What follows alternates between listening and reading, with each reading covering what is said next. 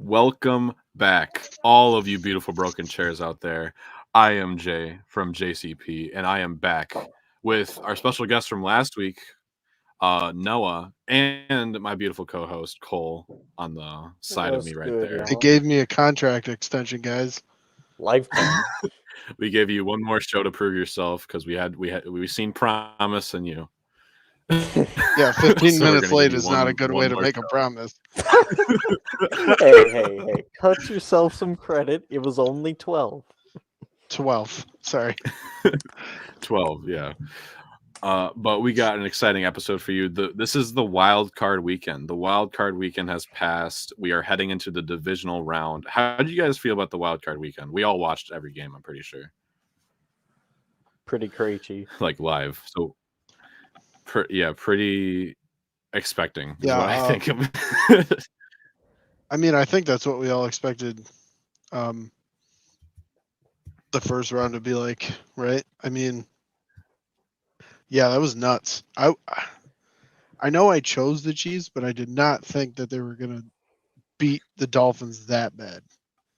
You know what I mean? Like I Exactly. was Well, expecting them to keep it a little bit closer than that.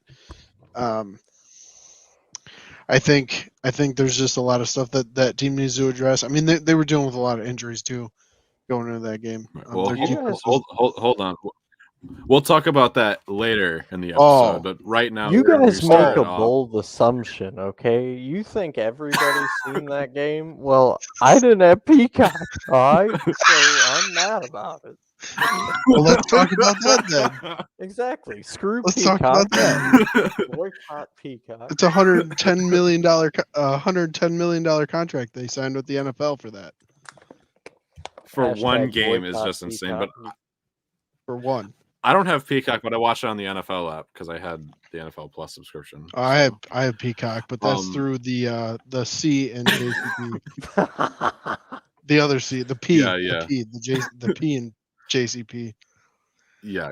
The C is cold. I mean, I hey, was going with uh, last names. I'm out of sorts here. Go ahead. You start because apparently Yeah, I don't know my you're head from my disoriented. ass. Hey, lifetime extension already paying off. Went to my head. Oh my god. But these segments for today are going to be NFL news as always, and then we're going to do the wild card weekend recap, and then we're going to talk about the games for next week since we know what games are going to happen next week now. We do? And Oh, then yeah, we do. we are going to talk about yeah, and then we're going to talk about players that should.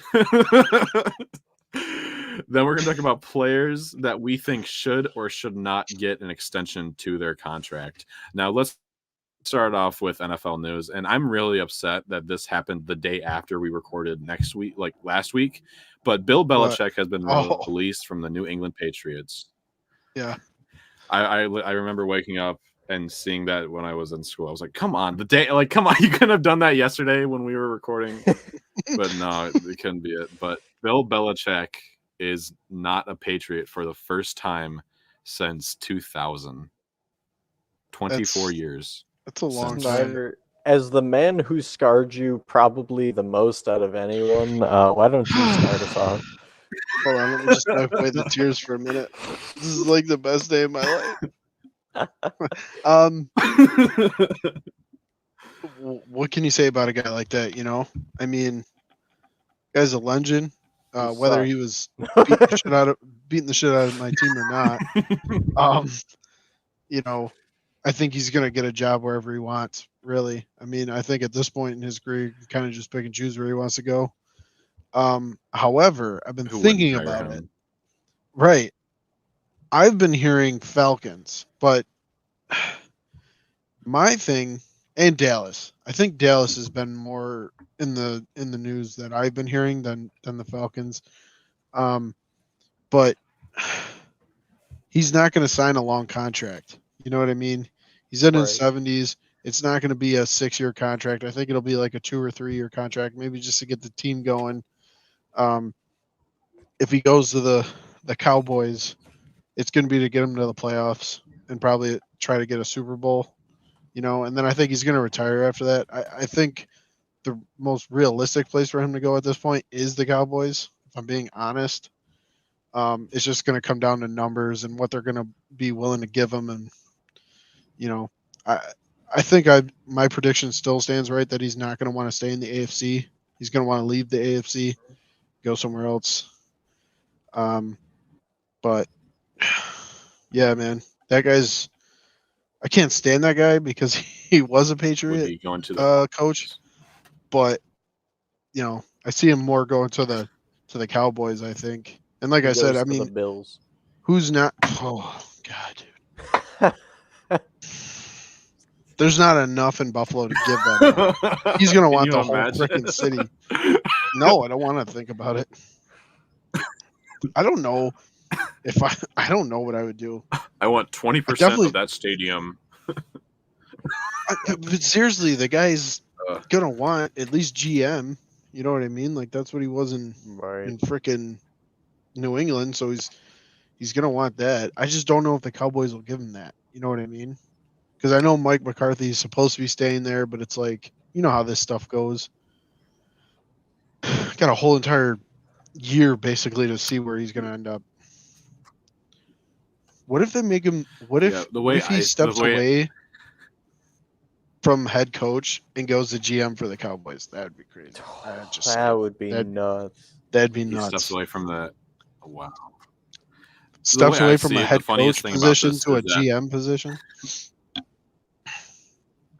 The way the Falcons are going to ask him questions is like, all right, what time have you overcame adversity? And we go, well, in the Super Bowl one time, oh, no. I was down 28.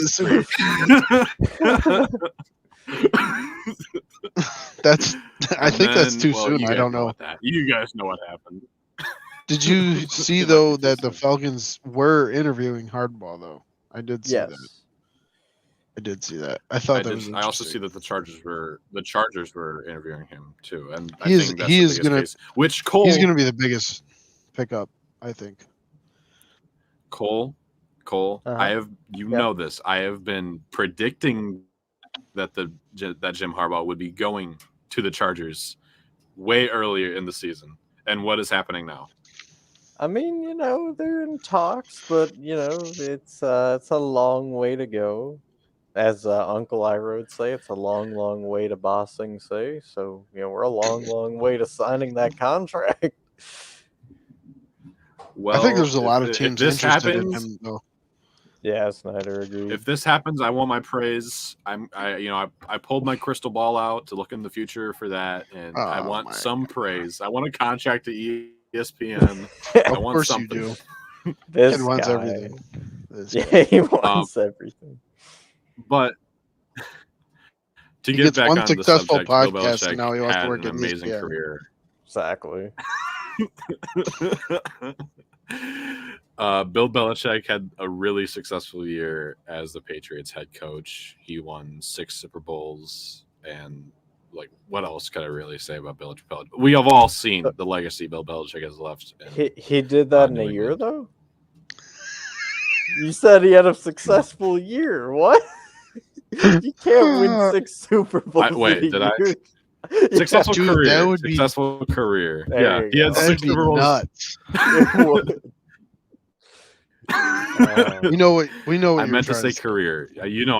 I gotta give you shit. But hey, this is a good life lesson for everybody. When you think you're so high and mighty, and I'm joking, of course, but it's a serious lesson. When you think you're high and mighty, when you think you got it, there's always that something that drags you back down. Humility, humility, humility. That is true. Right. I'll never say anything wrong ever again. Totally. But in all seriousness, he had an amazing career at New England. I have not been alive when he wasn't a head coach. It's gonna be really weird seeing him in a different outfit other than the Patriots logo on him. So congratulations to Bill Belichick on his Patriots career.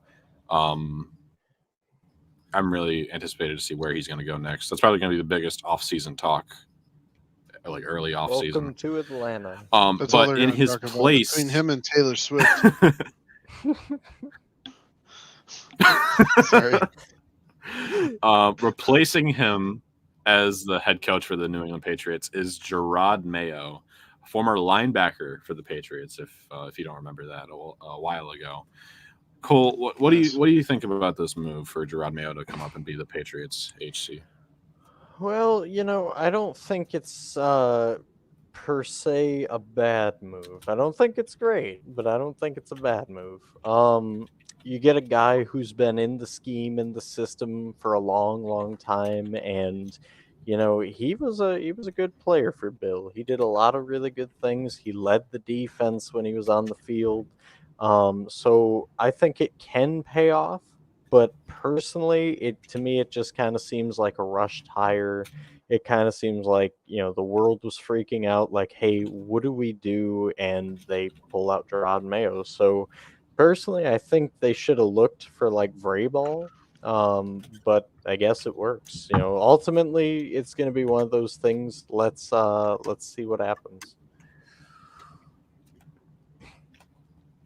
Yeah, I agree. Now, Snyder, what do you think about this move? Well,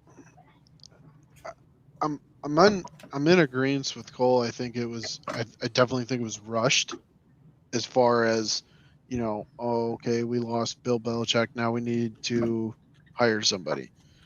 But I think being a player and becoming a coach can have good effects as far as the player relationship. He's been in New England for a long time. Right. Basically ever since he, ended his career as a player. So there's that level of respect, right, with the players that are there. Anybody that they do try to bring in. So I think as far as that goes, I don't think it's going to be too much of a struggle. What I am interested to see is he's not really tested yet on everything being on him, right? Because as a head coach, it's not just coaching the team; it's dealing with the day-to-day stuff. It's dealing with draft. It's dealing with injuries. So all those things add up after a while. So I'm interested to see how he handles all that pressure. And we're not going to really get a good idea about that until next year. Could we see the Patriots draft a wide receiver that does not run like a 5'8" for? Well, I mean, an actual that would be fast receiver. That would definitely help. I mean, that's a good start. I mean, they need quite a bit of other stuff too, but yeah. So, my opinion on it, it's his first like major head coaching job. He was previously the linebacker coach for the New England Patriots since 2019. So I think he's, again, like you said, he's been the team for a long time. So actually stepping up, we have to see for what he does next season. This off season, just to see what he'll do, what impact he'll have on this team. Staying with coaching for right now until the last part is. Go ahead. Right. So listen, hear me out. Second time in 2 years that we have seen a former player come up and be a head coach. We saw last year with the Texans with what's his name? Why is it slipping my mind right now? Who's the Texans head coach? Why can I not think of it? Give me 1 second, folks. DeMeco Ryan. DeMeco Ryan, former guy. Ryan, yes, comes out and he turns around the culture of the Texans, which, by the way, we'll talk about them shortly. But and then on top of that, Gerard Mayo, if he can fill a DeMeco Ryan like role in year one, I mean, that's a pretty interesting statistics.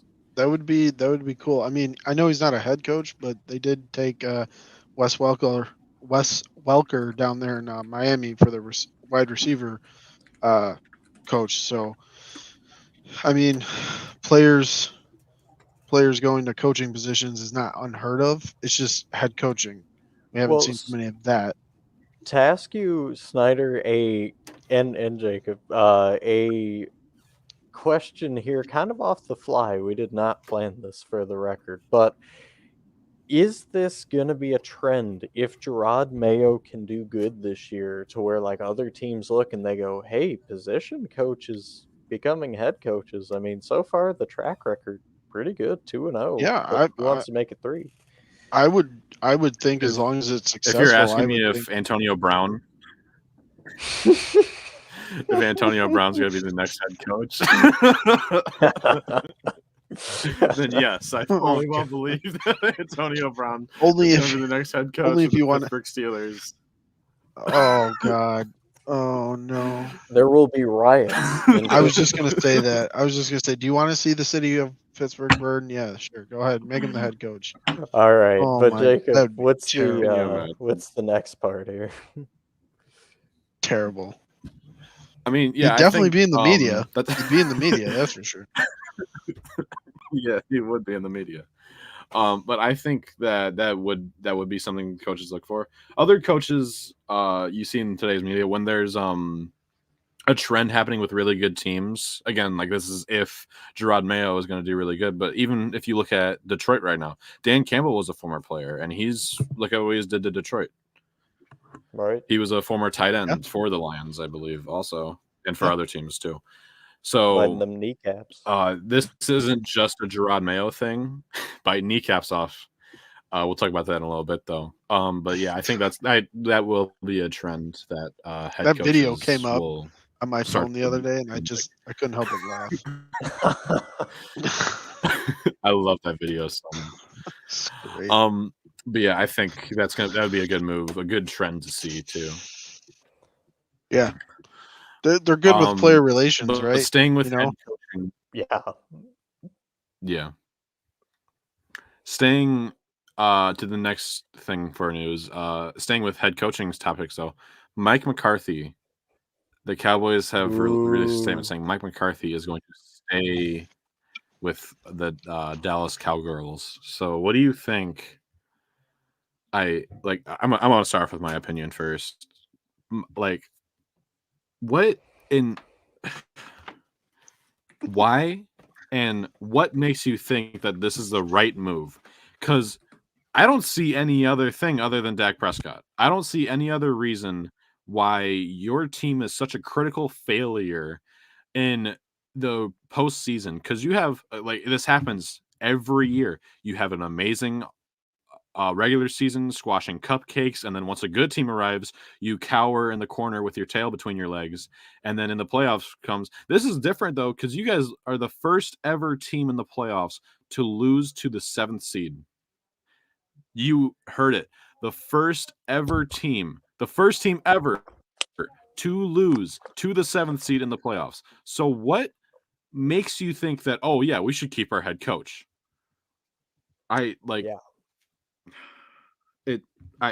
Someone take it. Someone take the mic because this is unbearable. Go ahead, Cole.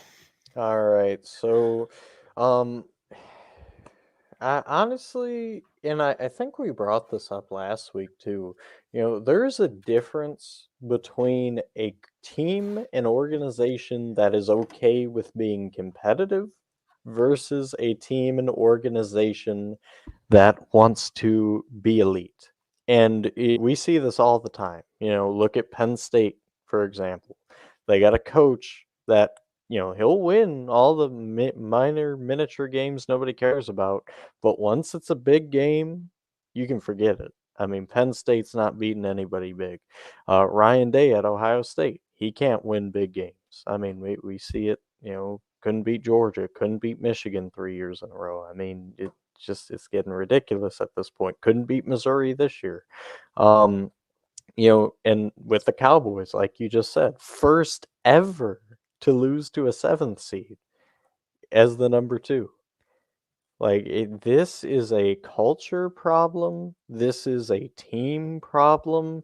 And honestly, I just think Dallas, I don't know what it is. I mean, obviously the script writers, but aside from that, I don't know if it's just like, hey, we get this big ego, we think we're hot shit, or we don't need to respect the other team. I don't know what it is, but they got to figure out something. I mean, you could have had a slam dunk hire in Bill Belichick, and you just pissed it away by keeping mediocrity confirmed. So that's what I think about that. What about you, Noah? Yeah, I mean, I think you hit everything right on the head. I mean, um, the whole time we all thought that they were going to at least try to get Bill Belichick, right? Because like, um, I mean, I definitely think that some of the blame needs to go to Dak Prescott. You know, as far as you got this huge contract, you've been given how many opportunities to prove yourself, and he showed, you know, glimmers of him being a good quarterback, but it's the inconsistency for me. Um, he did the same thing in Green Bay though. Like Right, that's my thing. Is like it's not like this Mike McCarthy is not heard of, right? It's not like this is new. It's like it just started. He did this in Green Bay, and Green Bay moved on from him, and they got a really good young guy that knows what he's doing. And although Bill Belichick wouldn't have been young, his career speaks for itself. He right. knows how to draft players that nobody's heard of and make them Super Bowl caliber players. So I really think they screwed the pooch on this one. But I think there's a lot of things. I think it's ownership. I think it's quarterback. I think it's coach. I think it's mentality. Right? They got this mentality down there in Texas, where, especially Dallas, where they just think that they could just walk in to the regular season, they can play some, you know, easy games, and then all of a sudden they're going to be able to go into the playoffs and win. Green Right. Bay wanted it more, and it was obvious. It was the you could just tell the way they were playing and the way they were handling things. It was like they were expecting them to still win. I don't know. I don't get it. I think a lot of stuff has to change down there though, but I definitely think that they screwed up keeping him Yeah. for sure. They 100% did. And I hope my lag is a bit less now. But Seems better so I far. really cannot go on with this talk because it's gonna be, how, as an organization and as like a franchise, be so brain dead. Like No, I think it's it's prideful, I not brain can't. dead. I think it's ownership too. Like I said, I don't Oh, think it's just coach, you know, it's quarterback mentality. I think it's also ownership. Right. I mean, how long are we going to let I this think dude that as well, be but it's the owner also of the this team? ownership. But the ownership is also letting this guy stay here, which I think is unbelievable. Right. Which Yep. comes down to ownership being a problem too. Yeah. So I really can't say, I really cannot say more about this topic, but we have to go into the sad piece of this news. This had me almost in tears when I heard about it. Jason Kelsey, legendary center for the Philadelphia Eagles, has retired after this week's loss to the Buccaneers. And man, when I tell you, when I was seeing videos of him crying on the sideline, it was very emotional. And I'm not the Philadelphia fan. I don't really like Philadelphia sports all that much. I think they had a good team on them. It was the biggest collapse ever though. But like when you look at Jason Kelsey, he will go down in the Hall of Fame, and he will go down in NFL fans' hearts and memories as the best center of all time. Not for Philadelphia, not for the Eagle. Like, it's of all time, and I don't think it's even close, because when this man plays center, he plays like a wide receiver in center, and the fact that he can just, block and then run back around to block for other people. Like, I've never seen a center play like this before. And for him to be doing it for 14 years, right? Yep. It's just, heartbreaking to see this man go out like that. As much as I would love to see him go one more year, he talked about how, he sees players all the time go out with brain injuries and like trauma to the head and and he misses. He wants his family to not have someone like that. So, Jason, we applaud your career. Give a round of applause for Jason Kelce, because this man deserves everyone on earth to clap for him. And like last week, what I did with Nick Saban, I'm gonna crack a starry. I'm gonna crack a starry for him. So it's not alcohol. Don't worry, folks. Yeah, for sure. I mean, I don't really think there's much that you could say about. You take it, Snyder. I don't really think there's much you could say about his career. It speaks for itself. I mean, they literally invented the tush push around this man. Right. The tush push is not successful without Jason Kelce, right? So he was a hell of a guy off the field. I believe through that career he's won the Walter Payton Man of the Year award. I believe. I think so. I'm pretty sure at least once. And Sexiest Man of the Year. He did. Yep. So, although I do have a nice beard, I don't think I have quite the beard that Jason Kelce does. But I like to pride myself on having a Jason Kelce-esque beard. I just don't have the gray in it yet. But my son is working on that for me. So, but yeah, no, hats off to that man. A hell of a guy off the field too, right? He was just carried himself with a lot of pride, and I think he's making the right decision. Did you see? He said in the Amazon Prime show that he had with his brother that he would walk away once he felt like he physically wasn't able or felt comfortable. So I think he's at that point where he needs to walk away while he still can. So as far as that goes, I mean, good on him. A lot of guys don't know how to walk away from it. So, yeah, like it was a hell of a time to watch him. Yeah, Tom Brady. Yeah, hell of a time to watch him. Got to watch him for quite a long time of those 13, 14 years. So, yeah, definitely going to be a first ballot Hall of Famer in my opinion. If he's not, then he got robbed. 100%. Yes.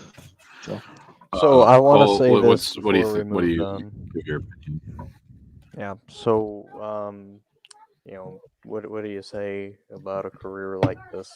Congratulations to Jason Kelce on just a tremendous career, and he did things the right way, and without him and his help that he had for his brother, his brother wouldn't be playing football. So that's true. I think that speaks about the character of him. I think it speaks about the man he is off the field, and just the quality things that you want to see in a player like that.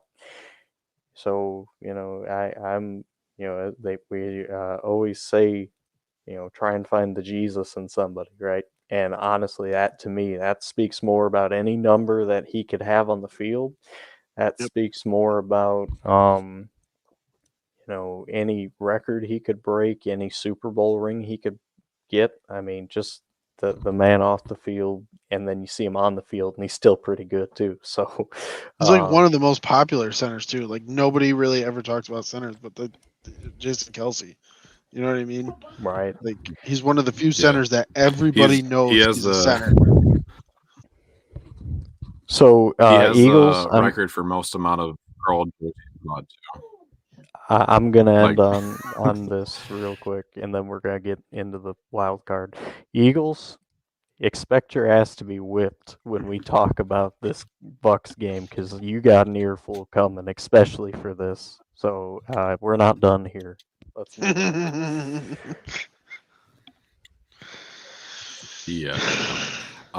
Speaking of that, we are going to go right into the wild card round after that. Like, it's Jason Kelce had an amazing career. Going into the wild card weekend, though, started off with a bang. The Browns. This is something that I didn't expect from the wild card weekend. The Browns got whooped by the Texans, man. Like absolutely demolished by the Texans. And I don't want to blame Joe Flacco, but those picks were not pretty.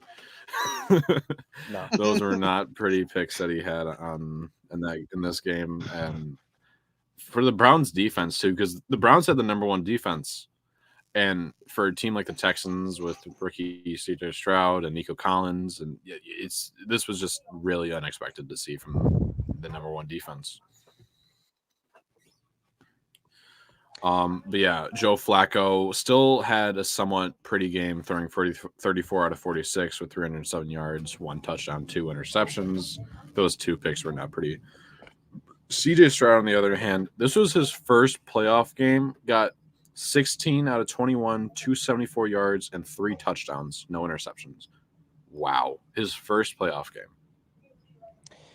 And the Houston Texans, not a really good team. This was a team that had no hopes, and for them to win the wild card was, oh man. Well, can we talk about something too? I got 2 things here.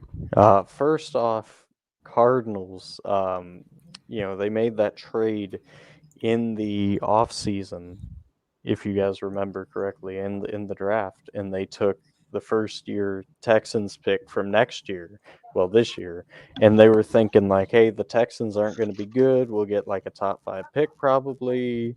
Well, the newsflash, they made the playoffs, and they won a round. And then the second thing, and this is the most important thing, like, if nothing else, circle this, get the red highlighter out. Davis Mills, 1-1 for 6 yards. I mean, legend. A legendary performance by Davis Mills right there. I don't care about anything else. Davis Mills.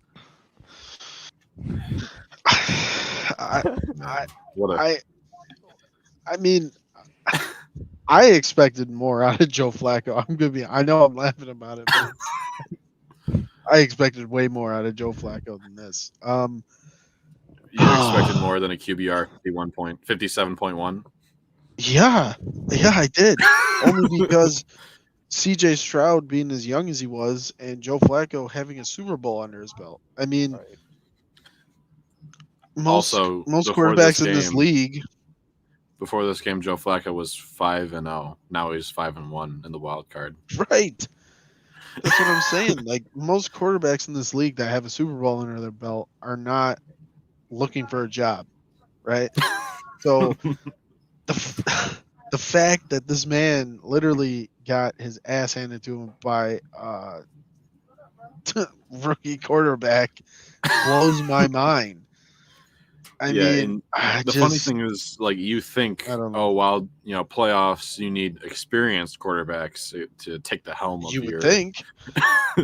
Apparently not, though. Apparently not in Texas. It blows my mind. Yeah, no.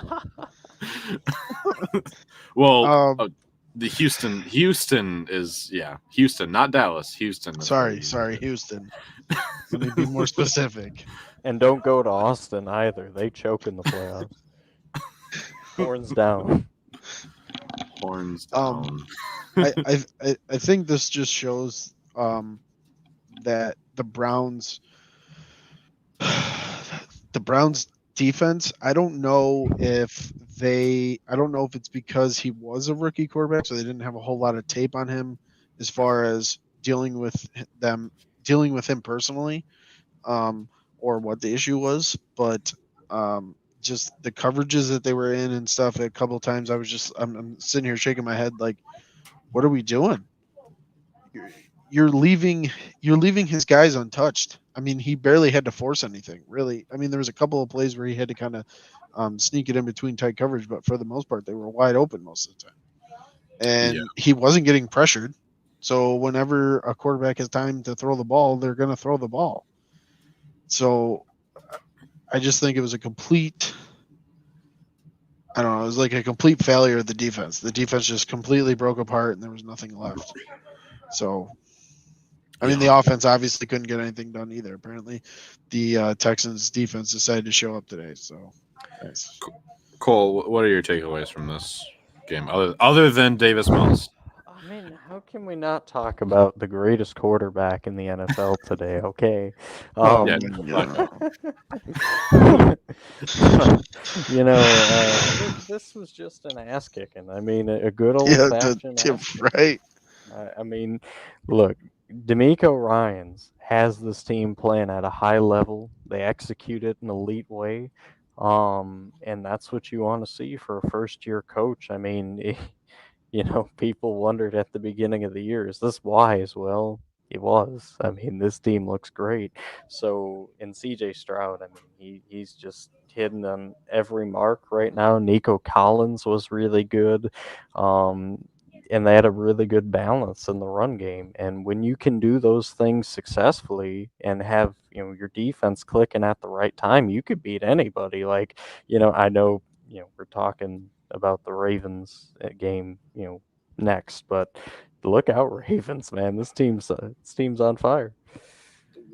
Facts. Hey, I'm white trash Baltimore right now with this hat on. Stop, dude. Go away. Famed Michigan Wolverine Nico Collins getting 6 receptions for 96 yards and 1 tutty. Always got to talk about Michigan. Always finds a way to talk about Michigan. Always got to bring up X again. I'd rather talk about LSU, but that's just... Heck yeah.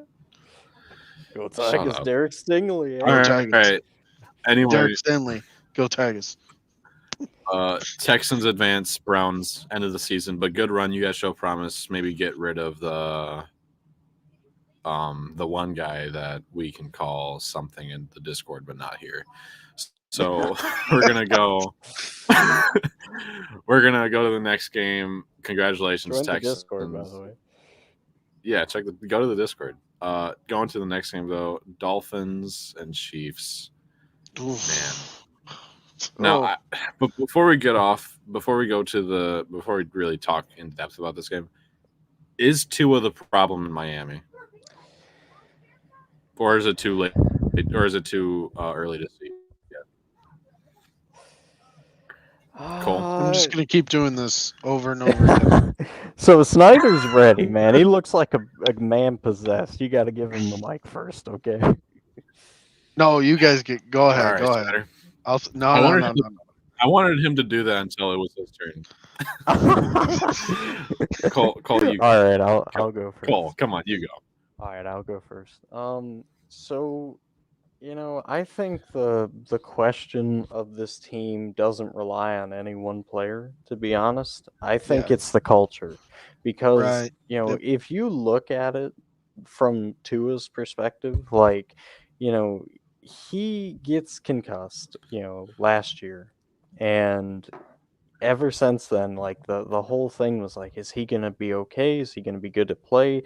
He's been good in, you know, in moments against not really great teams, aside from Buffalo that one time where he kind of eked out a win. Sorry, Snyder. Out of 11. Yeah, okay. Exactly. Just relax. he's 1 for 11. So yeah, you know, on a serious note, you know, that's his daddy right there. You guys want to see Tua's daddy? There he is. Josh Allen. But I'm sorry. Go ahead. No, you're good.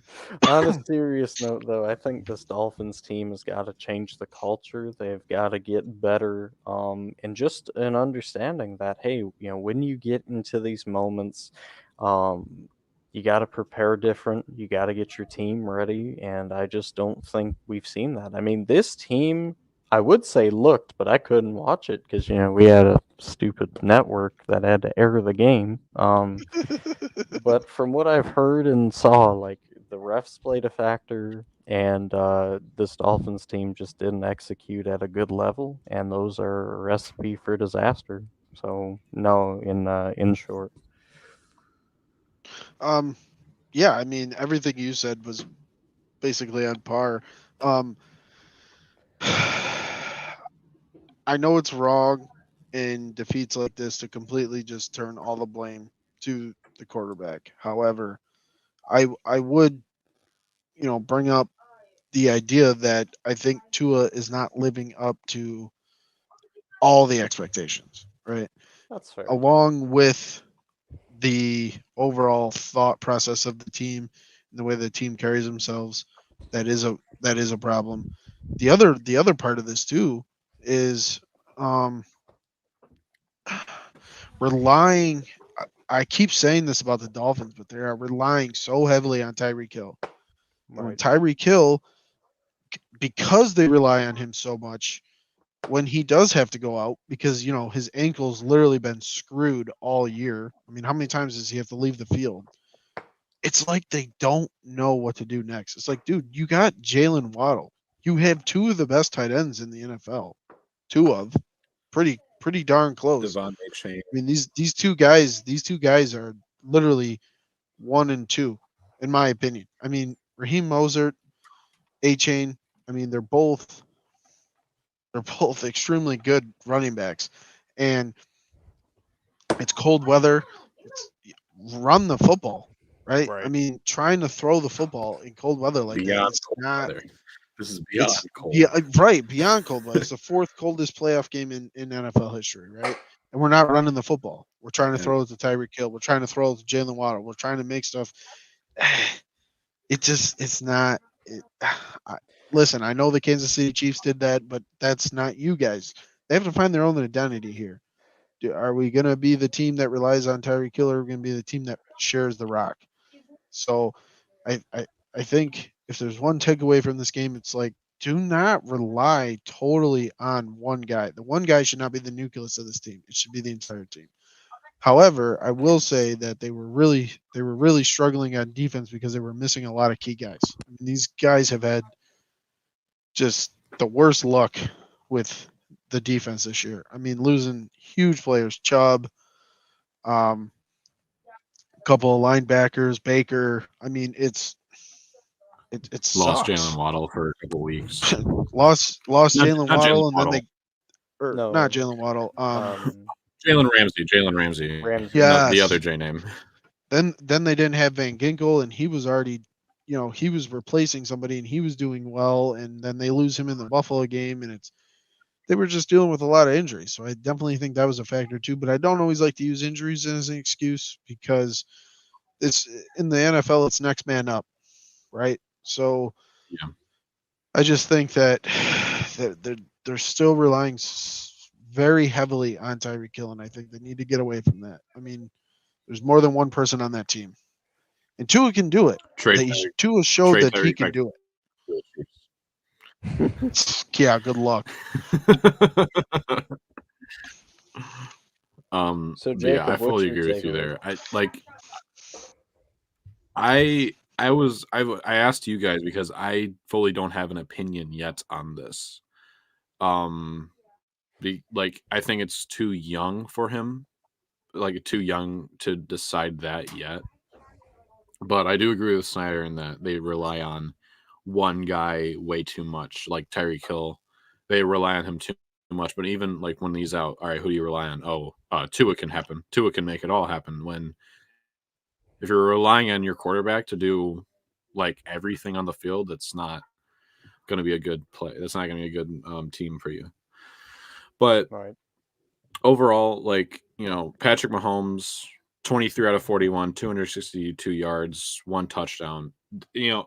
This is a weird score because you think, oh, Chiefs score 3 touchdowns and a field goal. No, something like that. No, only 2 touchdowns were scored. The rest were field goals for the Chiefs.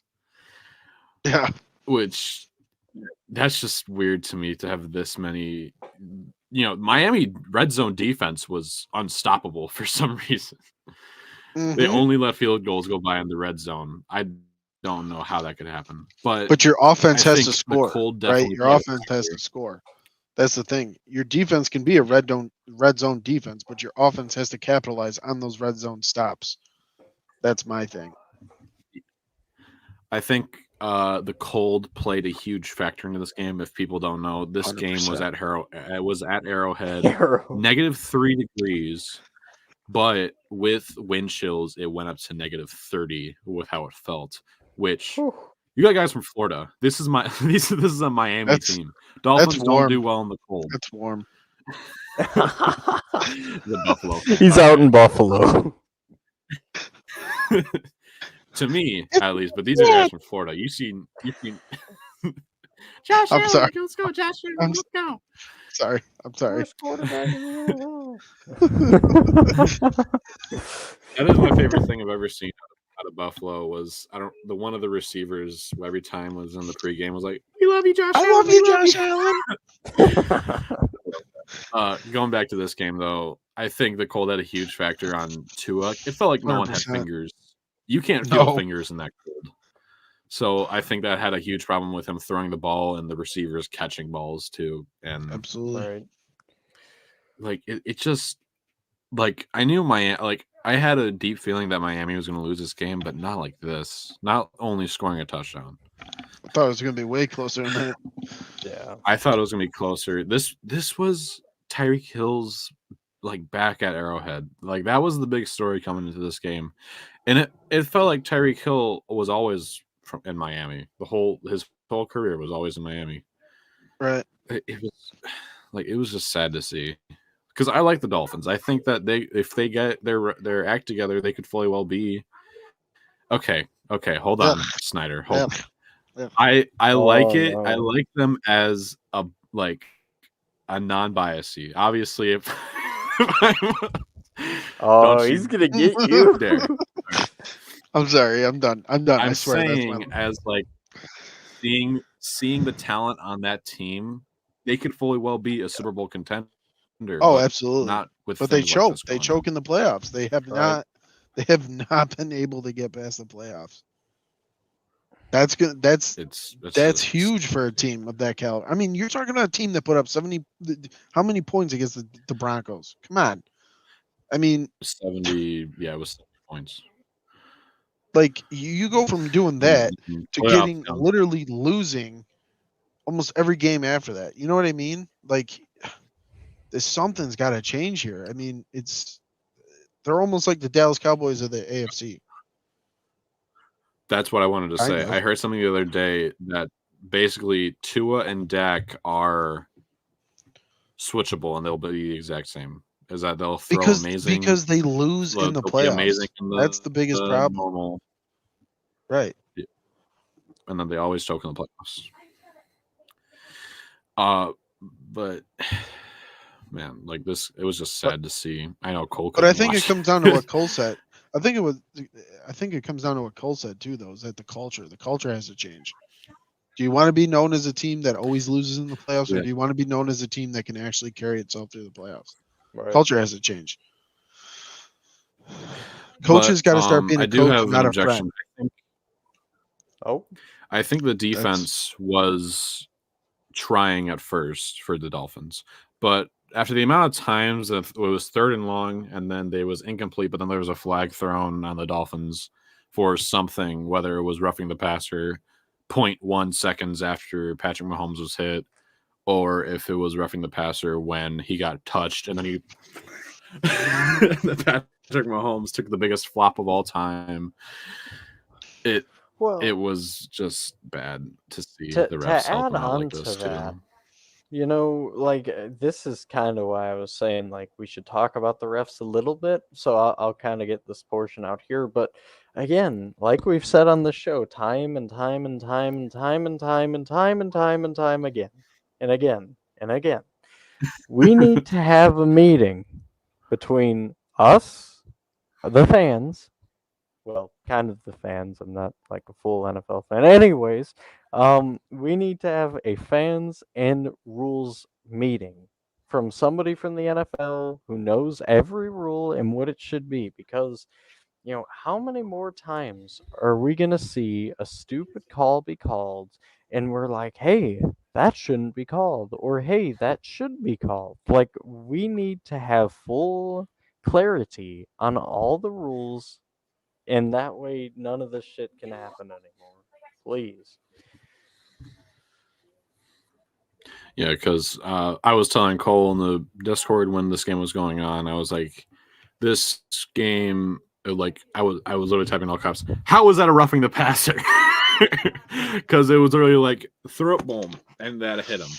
It was like that, and that was called roughing the passer, apparently. And Patrick Mahomes, it's going to happen. I'm sorry, Chooch. Chooch is gonna watch it happen to the Bills. So is Snyder. Next week. I'm sorry, Snyder. I'm scared for next week for you because I know how Patrick Mahomes is with the refs. That's what I keep hearing. I keep hearing that I should be worried about the refs. I mean, yeah, we're gonna go reasonable. into. You should be, yeah. Going to the next game though, Chiefs advance. Miami, season's over for you. Going into, man, when I tell you, hold on. Hold on.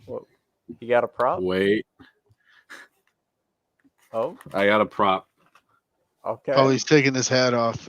I think he's taking his hat off. He doesn't want us to see his baldness. Oh, no, he's bald. Ladies and gentlemen, he has fake hair. All right, there we go. There we go. There we go. Yeah.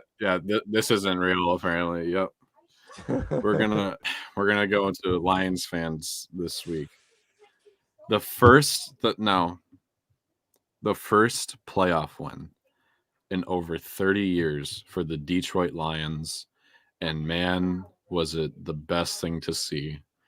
And this actually, when I go to it, it broke the record for loudest stadium for a game with 133.6 decibels. Ford Field hit a stadium record with 133.6 before kickoff against the Rams, the equivalent of a jet engine.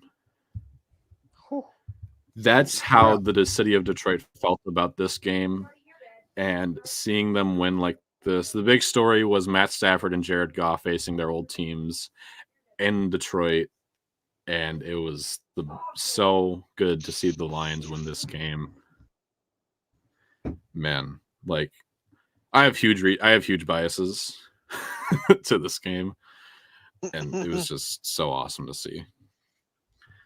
But yeah, Jared Goff did amazing. 22 out of 27, 277 yards, 1 touchdown. David Montgomery and Jahmyr Gibbs also supplied 1 touchdown each.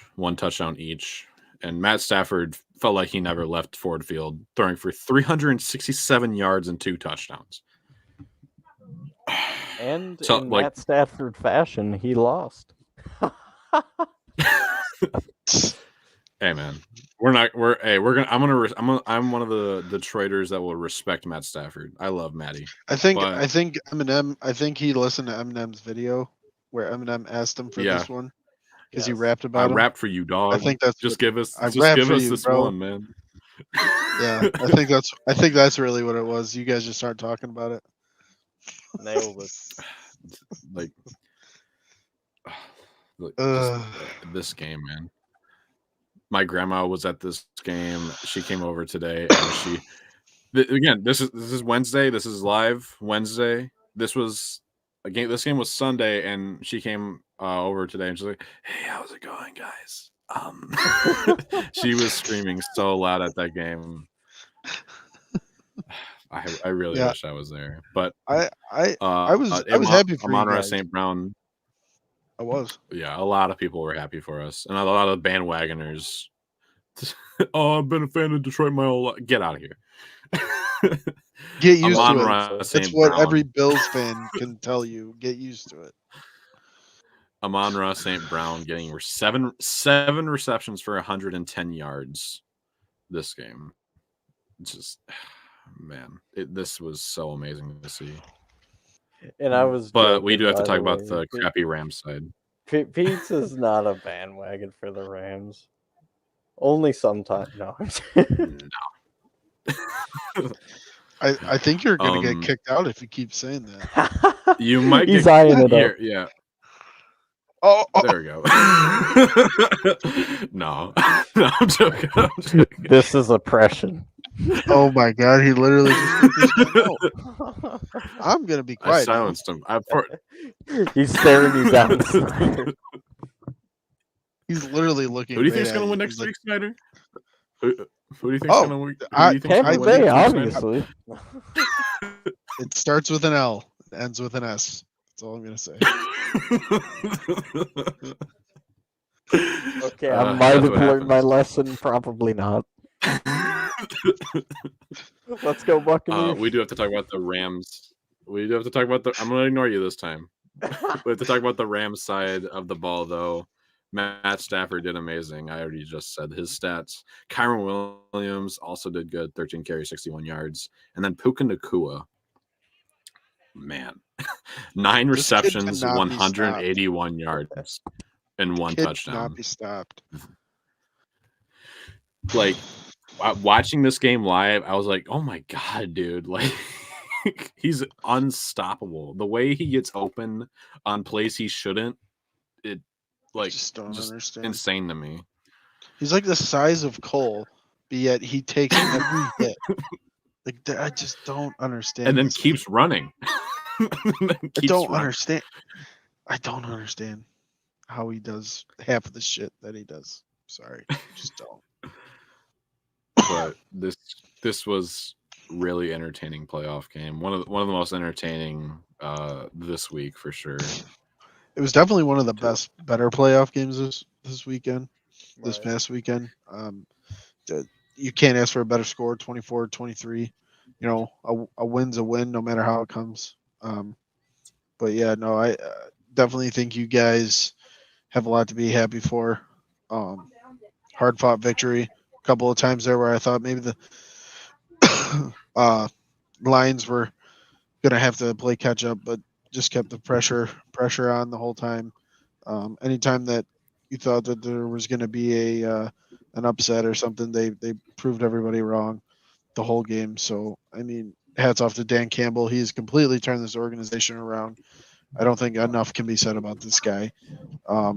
And even if, you know, and I'm just playing the what if, even if you guys were to not go any farther, I think Dan Campbell has proved that it's all about attitude. It's your attitude. It's how you carry yourself week in and week out. That warrior mentality, never giving up.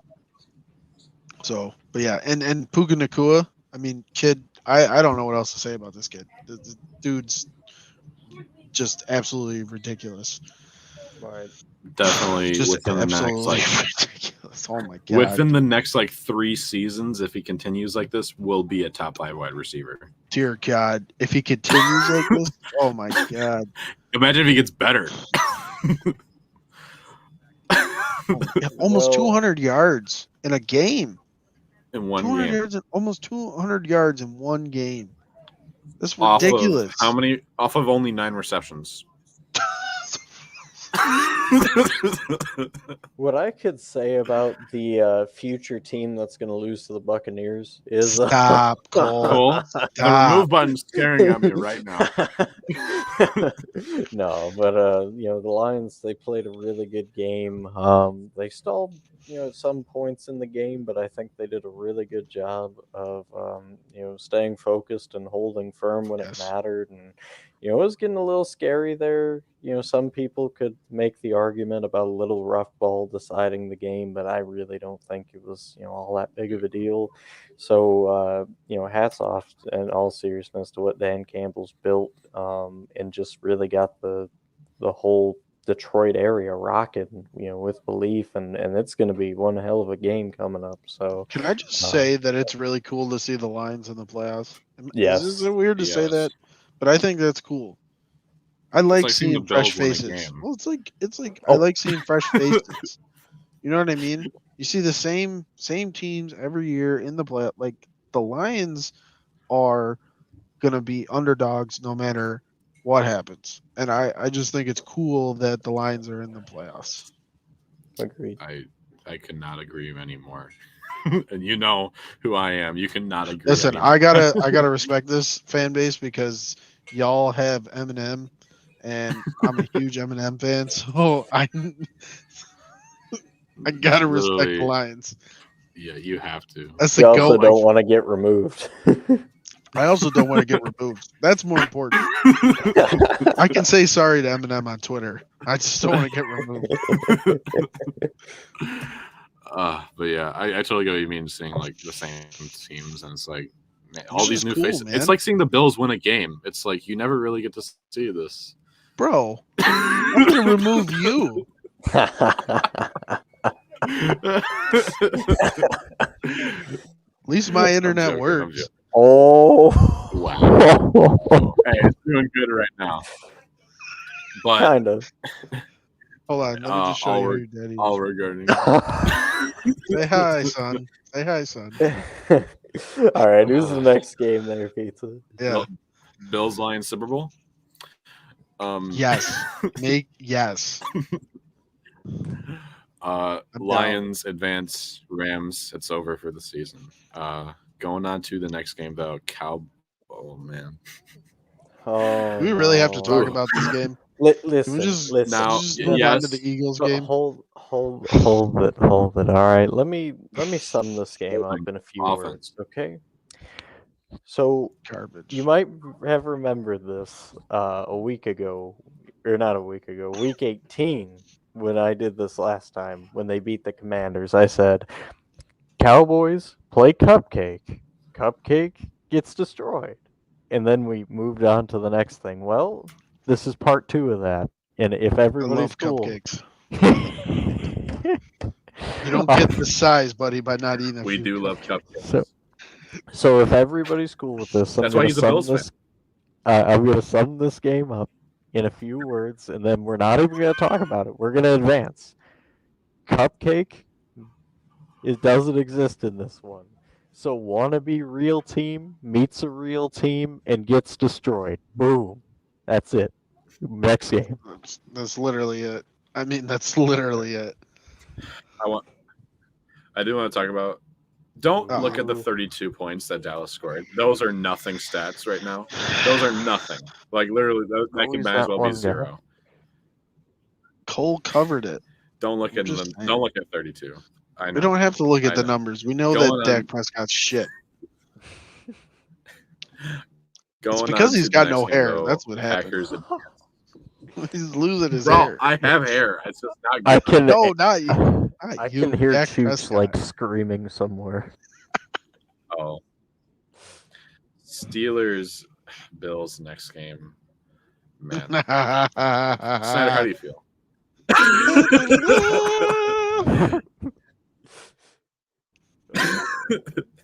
How did I know that? It's just a slow moving thing. Yeah, how did we know? Maybe the Steelers shouldn't even be in the playoffs right now. I think it should be Snyder that breaks this one down because, like, he's the insider here. Yeah, best analyst in the world. So, in all seriousness, I have the utmost respect for the Steelers organization. Always been a fan of the Steelers. I don't think you can discredit the things that they were able to do back when they were winning Super Bowls. I mean, they had arguably the best defenses ever assembled for a stretch. Mike Tomlin, I love Mike Tomlin, love him as a coach. But yeah, I think, well, this is what happens when the previous week you play a team whose team was assembled by second string guys, right? Over 19 players sat out that game. I'm just saying, 19 players sat out that game. You telling me if Lamar Jackson's in there, the Steelers go to the playoffs? There's no way. TJ Watt was a huge loss. I will give credit to that man. I think if TJ Watt is in, this game is a little differently. Just for the simple fact that he pressures quarterbacks and he's a hell of a run stopper. But unfortunately, the Steelers did not have TJ Watt. And the Bills have somebody who is literally Superman without the cape. So I think the best way to break this game down is that the Bills are keeping receipts throughout the year of everybody who said we're not going to go anywhere, right? It's the same thing with the Lions. Oh, no, they've never won a Super Bowl. This is it. They're cooked. Our defense is literally held together with super glue and duct tape at this point. So I just think that this was, although it was a good game, I'm not going to use what we did here to talk about next week's game because that's a whole different animal. But it was nice to see that we came out of the gate firing, took an early lead, and we just continued putting that pressure on them. Never really never really allowed the Steelers to get into a rhythm.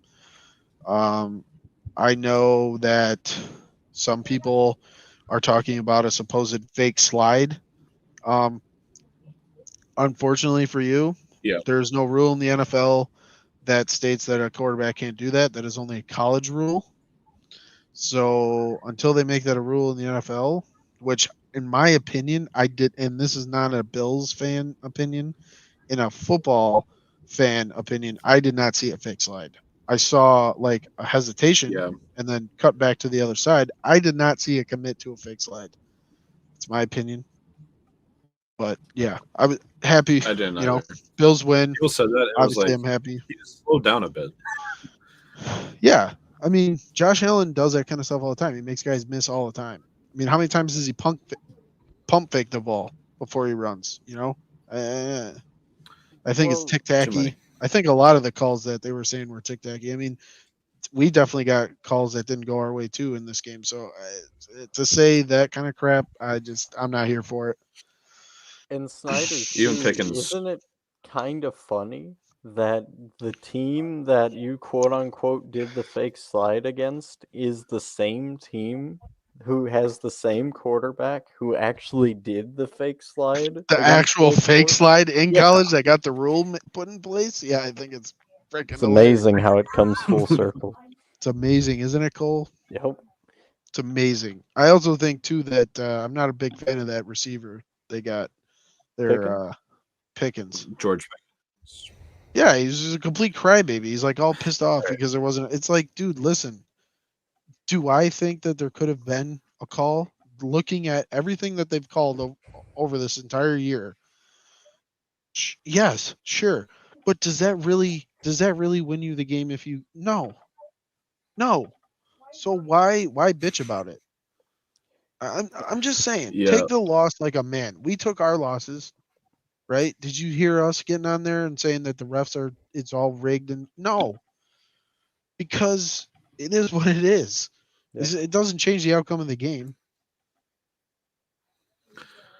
Yeah, like I watched this game with Cole and Chooch in the Discord, and I watched the game, I seen some flags thrown, and then like I didn't really see anything happen to the Bills. I realized like completely obvious. Oh, that should have been a flag or not. So I don't really know what I there know could have the been a other one that flag they're on. upset about is when Josh was sliding and he got hit. Oh yeah.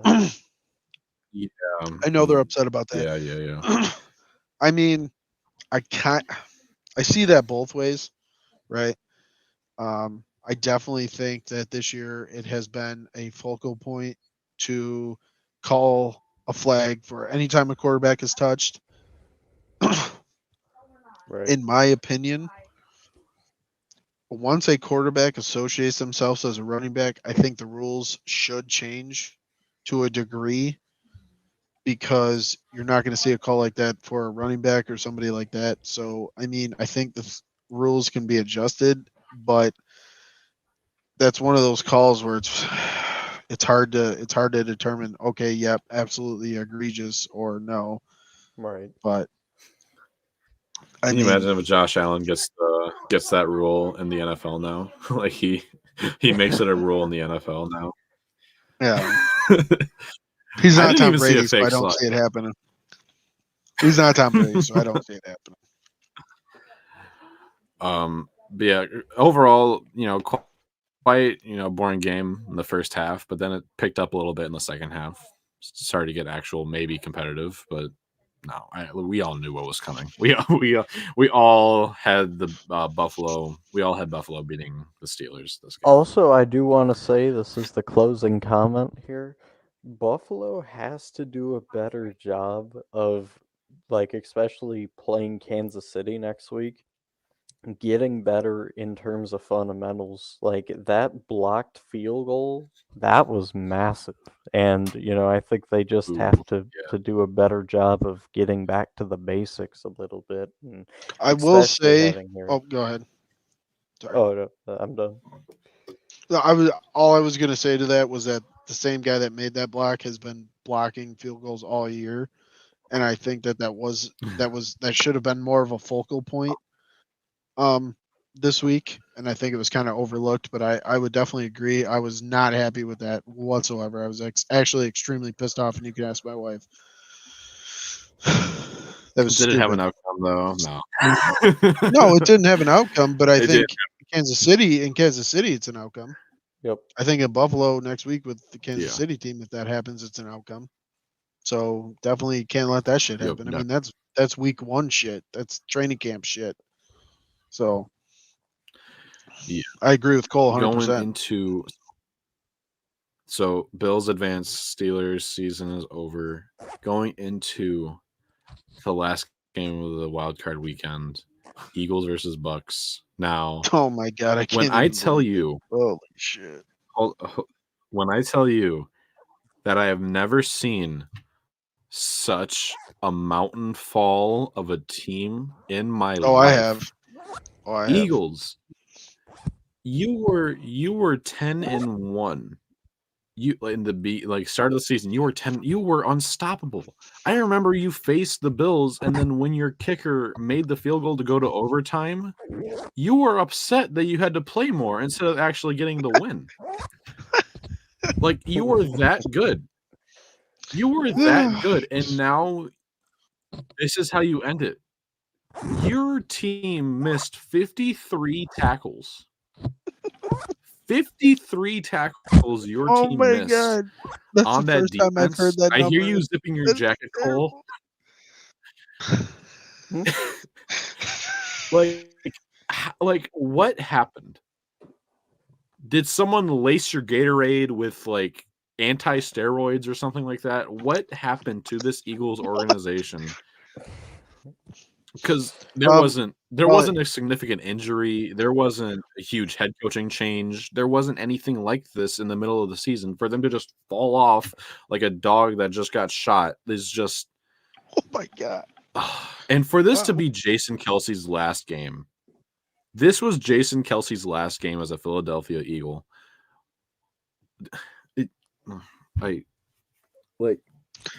So Cole wanted to say that the Bills needed like fundamentals. I mean, I think the Eagles needed more fundamentals than the Bills did. Because apparently, how to tackle. Apparently, the Eagles forgot how to make basic tackles. I think that was the Philadelphia high school football team out there instead of the Philadelphia Eagles. I really don't know what to say. I mean, other than the fact that Baker Mayfield is proving a lot of people wrong right now and making a lot of people look stupid. Sure, proving the Browns wrong. Sure is proving the Browns wrong. Huge. That's huge right now. He is everything that they expected Johnny Manziel to be. Baker Mayfield has turned out to be, in my opinion. The hopes that they had for Johnny Manziel when he was in Cleveland and what Baker Mayfield's been able to do now. Yeah, I think the Browns are kind of kicking themselves in the head right now. I know I would be. Imagine if they had Baker Mayfield instead of Joe Flacco. Dude, they would have won. Or at least made it more competitive. It's hard to say if they would have won actually, but they at least would have made it more competitive, in my opinion. So I think this is what happens when you give up on a guy who had 3 different head coaches for 3 seasons, and he did really good, and then you just give up on him for no reason. Yeah, 2. It's like, and Jalen Hurts, 25 out of 35, 250 yards, 1 touchdown. Baker Mayfield, 22 out of 36, 337 yards, and 3 touchdowns and no interceptions.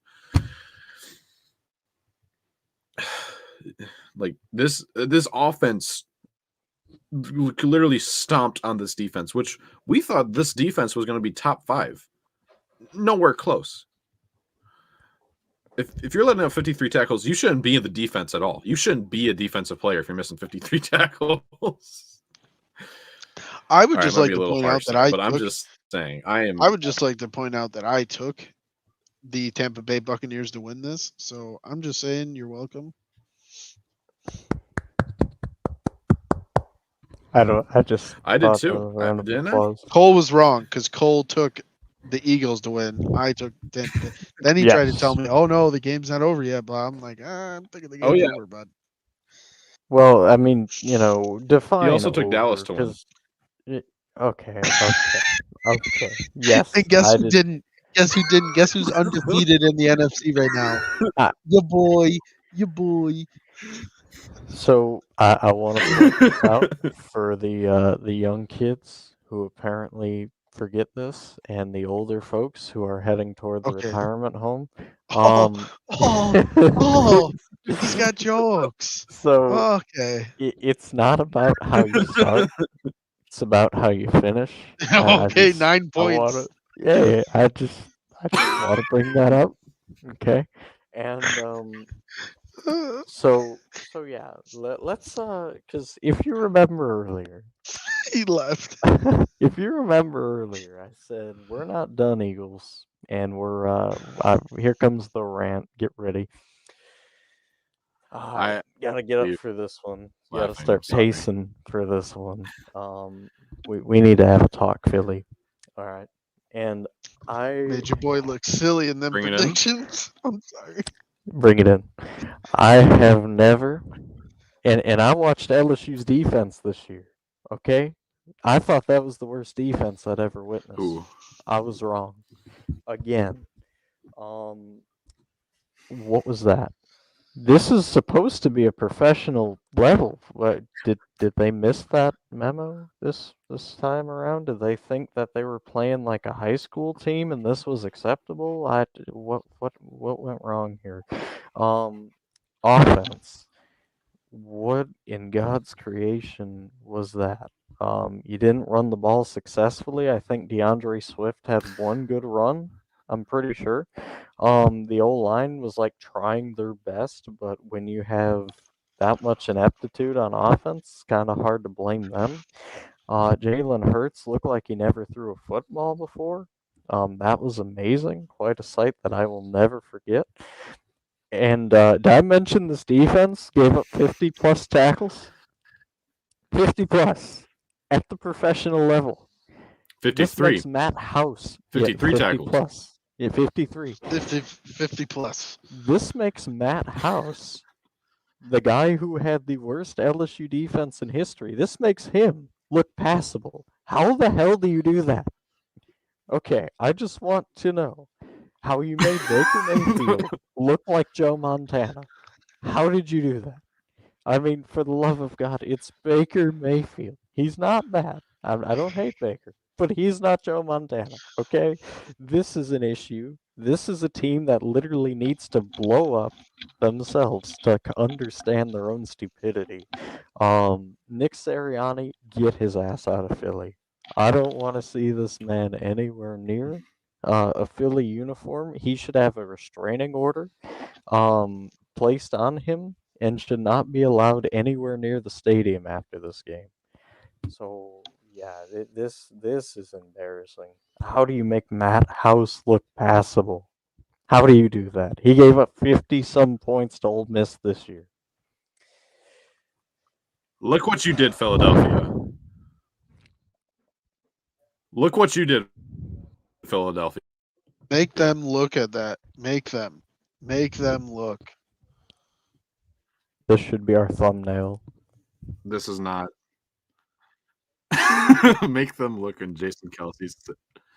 They made this man cry. They made this man cry. But yeah, they made him cry.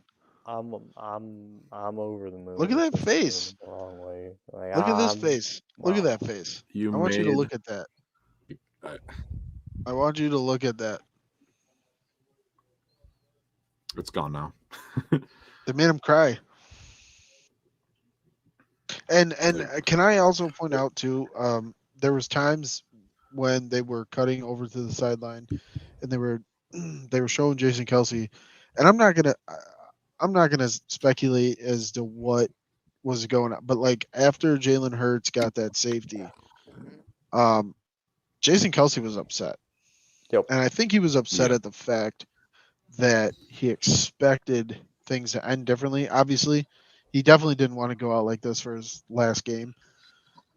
But I think he expected more out of Jalen Hurts as well. I think we all expected more out of Jalen Hurts, but I really do think that he expected more out of Jalen Hurts just because he's closer to Jalen Hurts than most of the other guys on the team, right?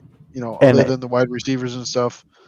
Yeah. He's at a different level with him, and like he knows that Jalen Hurts is a better quarterback than that. Listen, as somebody who has watched Cam Cameron be an offensive coordinator, that guy sucked, okay? He was like the worst. He held LSU back a lot. Trash, okay? And then, as somebody who watched one of the worst offenses I've ever seen in 2020 and 2021 with, man, I can't even remember his name, but he came from the NFL. That's how bad he was. Terrible. I thought those two were the worst offenses I had ever seen. They didn't even compare to this, and that's sad. It truly is. I know Snyder has disagreements. This is the worst, just falling off a cliff. We have no idea what we're doing season. Like this is, I mean, at least the Cowboys were able to score 32. Holy crap! Oh, that's who it was. Yeah, So correction, 2021 LSU offense. Jake Peets. That guy, he hurt me. I don't want to talk about him any more than that, but man, did he suck. I don't know. He's looking pretty good right about now. Well, compared to Philly. Man, but I don't know, man. That's our wild card weekend segment. So now it's time to go to the divisional talk. We'll be talking about next week's games and how we'll think that'll go. Let's kick it off here with Texans versus Ravens. This is going to happen at M&T Bank Stadium, so this is in Baltimore. Now, I'll go first. I think this is going to not look pretty for the Texans. I think last week you guys did good. I'm not going to take anything away from you guys, what you guys did last week. I think, you did amazing against the Browns. But this is Joe Flacco's gift to his older team to give us the Texans instead of the Browns. This is not going to be pretty for the Texans. So you're going to walk into the bank and you're going to walk out with nothing. They will rob you. Okay. You might as well pay your taxes here because this is where your season will end. Goodbye, Texans. Now, if I want to go into specifics, I think Lamar is going to look like how he's been looking all season, which was pretty amazing. He's going to make people look ridiculous when they try to tackle him, and I think this is going to come down to experience. And Lamar's been in the league for a lot longer than CJ Stroud, obviously, but I think this is his time to go all the way. It's cool. What do you think? What do you think is going to transpire on this game? Well, I think this is going to be not quite the blowout that you're talking about. I think the Texans are going to put up a fight. Yes, sir. They're going to put up a fight.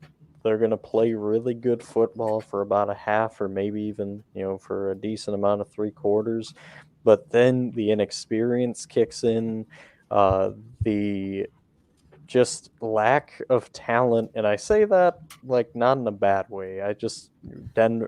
Baltimore's got a lot more talent than this Texans team. So eventually that steam engine runs out, Baltimore wins, and they clamp down. on the Texans, but it's going to be an exciting game for a half to maybe 3/4. Get people jumping around, talking on Twitter, but the Ravens eventually clamp it up and secure a victory. What about you, Noah? Snyder, your Yeah, turn. I mean, I think I don't think it's going to be quite the game that Pizza thinks it's going to be. Just because, this team, whenever I look at these playoff matchups, right, I look at two things. I look at who's got the most to lose, and I look at just overall play throughout the year, right? And the Ravens have the most to lose. Lamar has come out and said that he's going to get them a Super Bowl. You can bet on that. So I think that's a pretty bold statement. And I do think in this game, Texas will take the lead at some point, but I don't think it's going to be long lived. That is for sure. There's one thing in the NFL that they have not been able to figure out how to do, and that is to tackle Lamar. I mean, they just nobody can figure. Nobody has a cheat code. Nobody has a cheat code for Lamar Jackson, except for one team. And you know who Starts that with team the is. B. Oh yeah, but we'll get to that. But that might be next. That might be the week after this. Yep, I definitely think that Texas is going to give them more than what they were expecting. But again, I'll take what my my counterpart said, Cole, and I will definitely lean on experience. Experience wins games. It definitely, not saying that And Texas so can't do an upset, but I definitely think the Ravens have an overall better team than the Texans. We could all be wrong. We could all be Two wrong. things win but games.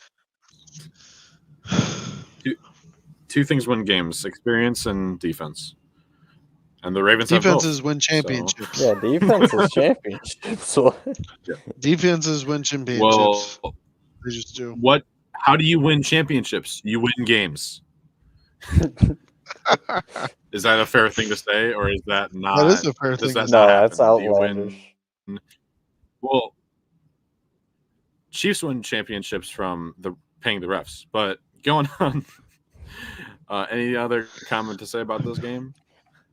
So I do. I got one more comment All here. right. And it's kind of a question, and it goes to everyone here. So if you're the Texans, obviously you're the underdog, you got a mountain to climb. What are you telling your team heading into this game, and what are the keys that you focus on in order to try and pull this upset? I mean, I'm definitely telling the team that we've gotten this far. We have shut everyone up that said we weren't going to make it this far. So I'm telling them to just stay hungry and to stay focused. And if I'm thinking of keys for this game, it's definitely one, that we need to take care of Lamar Jackson. And two, don't let the score affect how we play, right? Because you're not going to sit here and tell me that the Ravens aren't going to be putting up numbers. They're gonna. It's going to be an offensive fight, if anything. Right. But I think the keys are just definitely stopping Lamar and just continue to keep pushing. No matter what the scoreboard says, you keep pushing. If they can keep the fight going to the Ravens and making the Ravens have to realize oh, we're tied or we're only up by one score. If you continue to keep putting pressure on that Ravens team, I think you can find success in that. But keeping Lamar under wraps is going to be the biggest one. Jacob? So, as a person who's been watching every Ravens game this year, their scariest things are obviously, besides on defense. On offense, it's obviously Lamar and his ability to fake defenders out. Him and Josh Allen are the only guys who can just stand in the pocket and then just make the slightest movement and have a guy go 30 miles behind him. So obviously, just making sure you actually tackle Lamar Jackson and the run game. The run game is one of the trickiest things for this Ravens offense because you don't know who's going to be running the ball. They released Melvin Gordon today, actually, which I seen earlier. Which whatever. But you now have Dalvin Cook. We don't know how Dalvin Cook looks with this Ravens offense, but if it's not going to be bad, that's all I'll say. With how the Ravens treat their running backs, it's going to be a sight to behold. Because like I was telling me and Snyder, me and you were telling J-Man, how different the Ravens have their running backs. They don't have an RB1 or an RB2 or anything like that. They just go like, there's no consistency with this in the fact of where they go. Hand. So I focus on who's going to be running the ball. Yeah. So that is also the biggest thing, to stop the run whenever you can, whatever way you can. And like how Snyder was saying earlier, you cannot let that score affect you. Don't look at the leaderboard. The leaderboard means nothing right now. You get in that end zone whenever you can.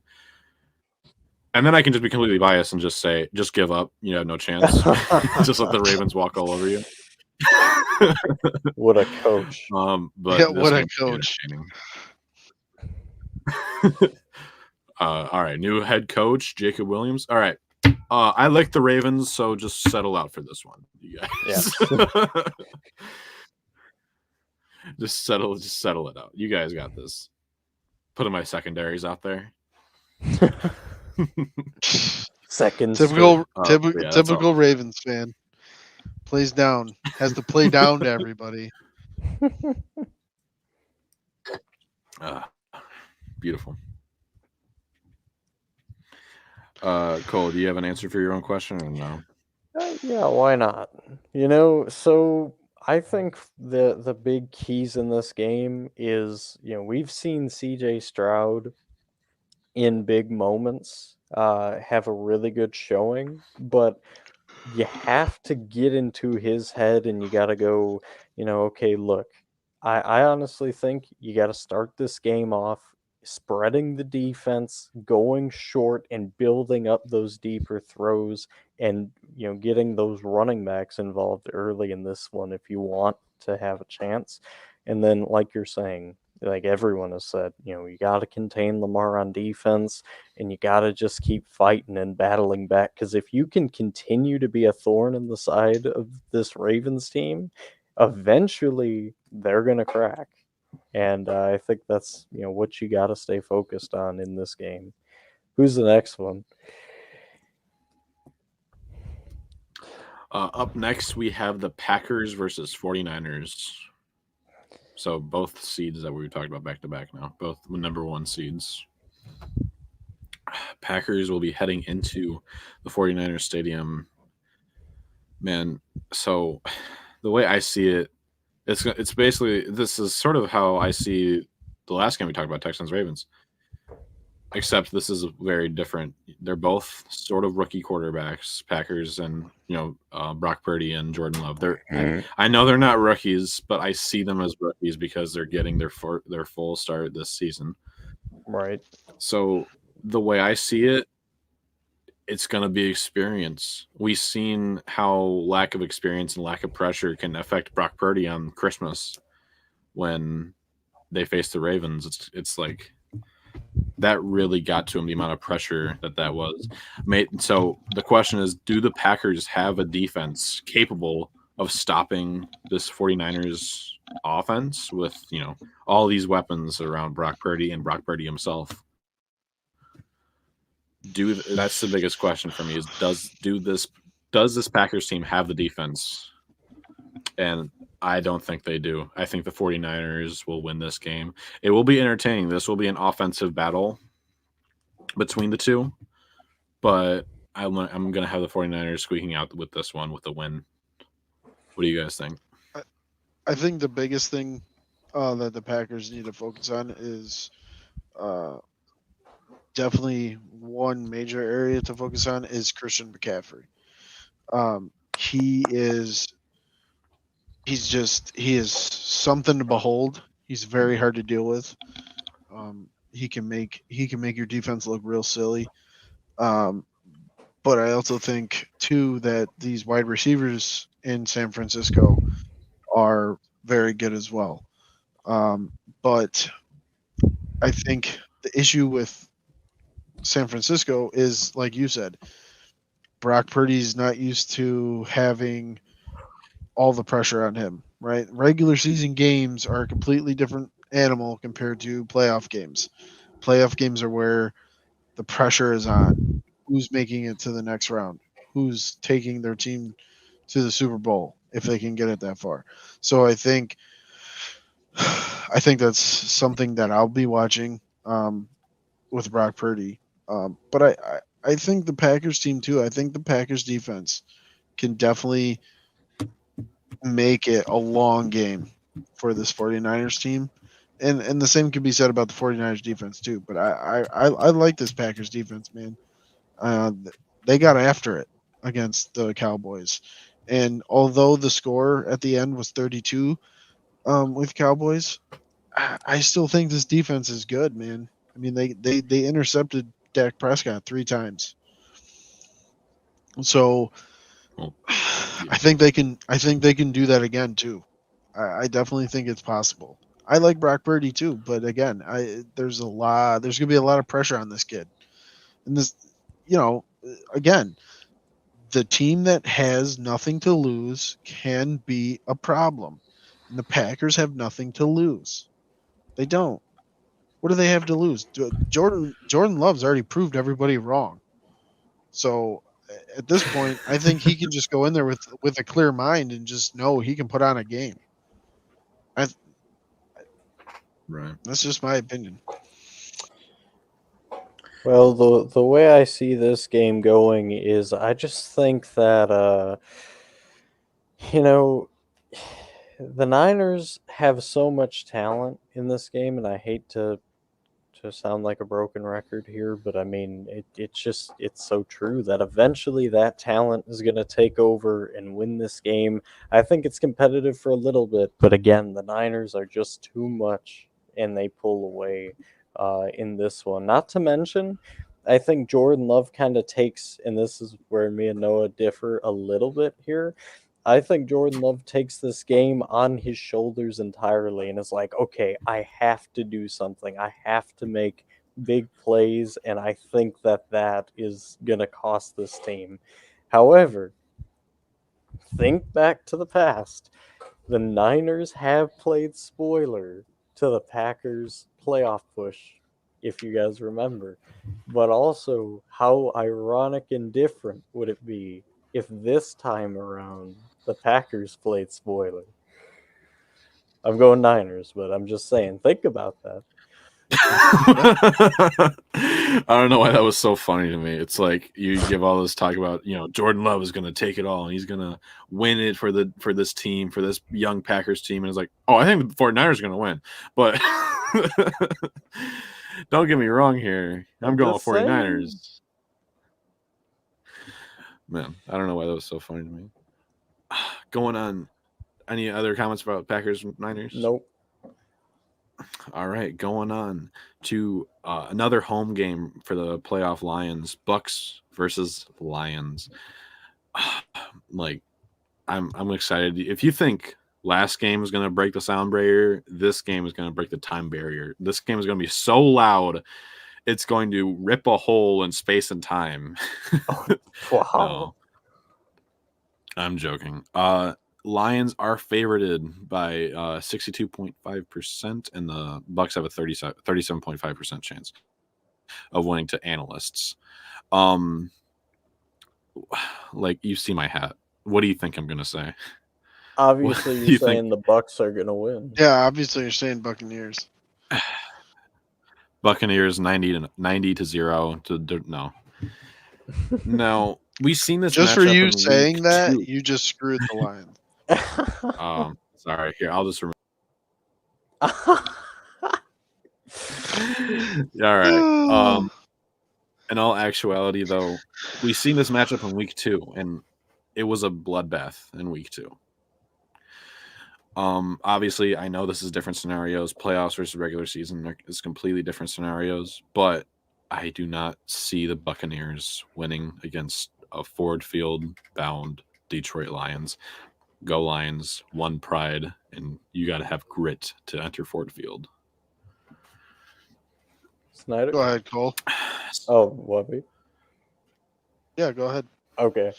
Well, I mean, man, this game is just, it's already decided, man. The Lions, they got the fans. They got Jared Goff. That guy's scary. They got Amon-Ra St. Brown, or however you pronounce it. He's killing it. He's a wide receiver that just dominates. Yeah, you pronounce it right. Jahmyr Gibbs and Montgomery. I mean, this team defense are also good. And nobody thinks the Bucks can win. I mean, I certainly don't, right? I mean, come on. They are the road team. They got Baker Mayfield as their quarterback. They don't have a shot in this game, except for when they do. They're going to play this game tough. They're going to play with the spirit. They're going to dominate the defensive front. But the offense is where it gets them. The Lions win this game, but close. Real close. They win this thing by 3 points. The offense is going to struggle against that defense, and Jacob was getting ready to come to Indiana with some very unkind words. I was waiting for that, but Lions win this one. Eke it out barely. Snyder time for you, boy. Yeah. Listen, I think that the Lions definitely have a lot of things going for them. But the Bucks team's got a lot going for them too. I mean, this defense was ridiculous this past weekend. So I definitely think that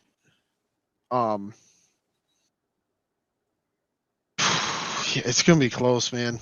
It's gonna be a hell of a game. But I do think that the Lions are gonna take this one too. I say by a touchdown, only because I have a little bit more faith in Jared Goff. I definitely think that he can get things done, especially in high pressure situations. So yeah, I'm taking the Lions though. I think both defenses are very good. Thank you for having faith in Jared Goff, unlike Cole being a hater on Jared Goff for some reason. But yeah, I do expect this game to be really entertaining. It's gonna be fun at Ford Field though. Going on to the last game of the divisional rounds. You've been waiting for this, Snyder, so I'm gonna have you be last for this one. Like last game, Chiefs versus Bills. We seen this matchup last year, and it did not end up well for the Bills, as you remember. So, like, man, when I tell you that this game is going to be exciting because the Bills have a lot of memories last year, a lot of doubts, a lot of things that they could have done a lot better, and they're going to show it off in this game. Bills, the scariest thing for you to worry about is the refs. I have to be the one that says it. The scariest thing about this Chiefs offense and defense are the Buffalo Bills. All right. Wait, what did I just say? The scariest thing of this Chiefs offense and defense are the refs. I mean, my mind is confuddled right now. So the biggest thing is don't look at Patrick Mahomes. Don't touch Patrick Mahomes. Don't breathe his air. All right. This is going to be a cold game in Buffalo. I'm pretty sure. It's always a cold game in Buffalo. You guys can never have it warm for all your home games. So with all this hype about Patrick Mahomes is just a beast in the playoffs, I'm taking Buffalo. I cannot not take Buffalo because how can you root for the Chiefs for one?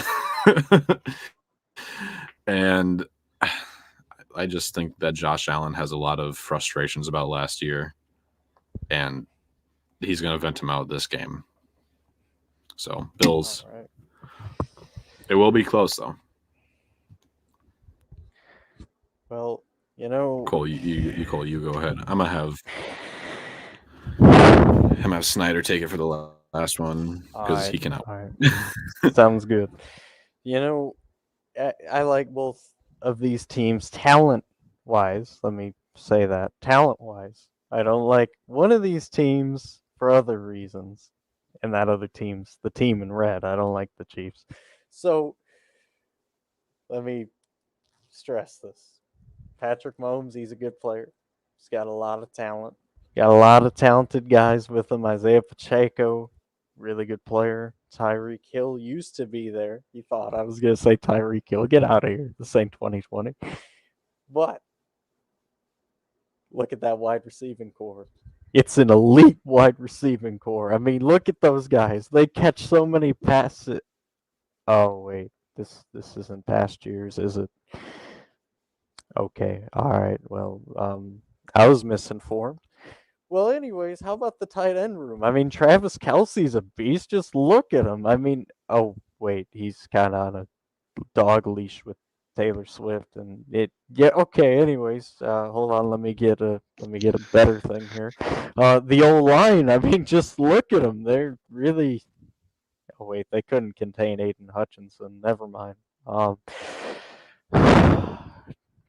Well, this is getting really awkward. Okay, how about that defense, though? I mean, think about it, guys. They held Miami to 6 points. I mean, that's impressive, right? I mean, Tua and that electric offense, and yeah. But aside from all the fun, they got Patrick Mahomes. And Patrick Mahomes is an elite quarterback. He owns Buffalo, right? Not this time, sweetheart. Russell Wilson Come into this game. They're gonna come into this game hot. They're gonna come ready, and they are going to take it to Kansas City. Now there is something scary about this, okay? Kansas City's got Taylor Swift, and she's a really good player. I mean, just watch her. She's on the field every now and again, and I'm kind of scared now because she's got that music and a lot of good things come out of that apparently, and Kansas City just seems to win when she's on TV. But I got a better song.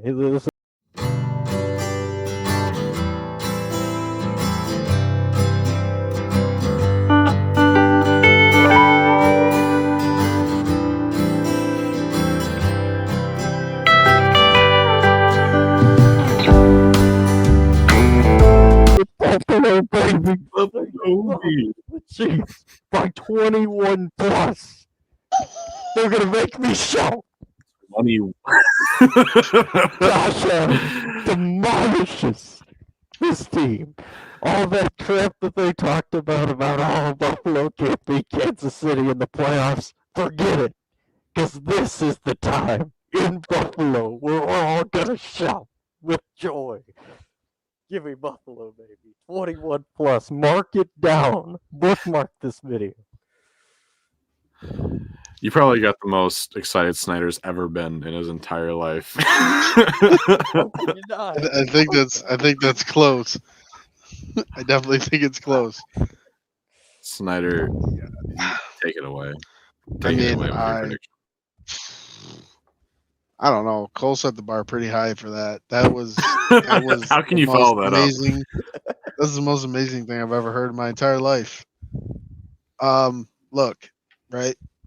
What's been the narrative? What's been the one thing that people have always held over Buffalo's head in the playoffs? Can't beat Kansas City.